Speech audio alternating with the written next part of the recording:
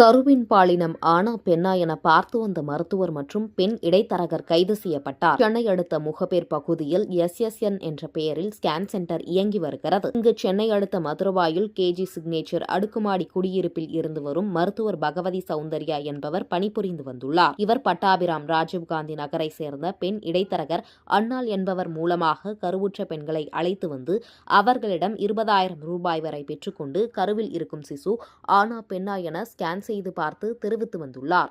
இதுகுறித்து மருத்துவ இயக்குநரகத்திற்கு புகார் வந்துள்ளது.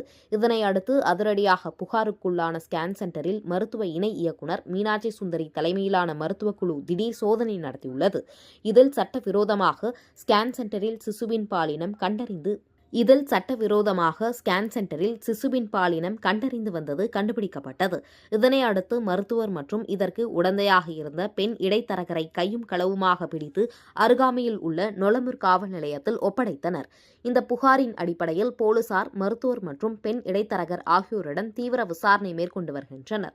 மேலும் இவர்கள் ஸ்கேன் சென்டர் மூலம் எத்தனை பேர் பாலினம் கண்டறிந்துள்ளது, இதில் ஏதேனும் பெண் சிசு கொலை நடந்துள்ளதா, மேலும் யார் யாருக்கு தொடர்பு உள்ளது என விரிவான விசாரணை நடத்தப்பட வேண்டும் என கோரிக்கை எழுந்துள்ளது.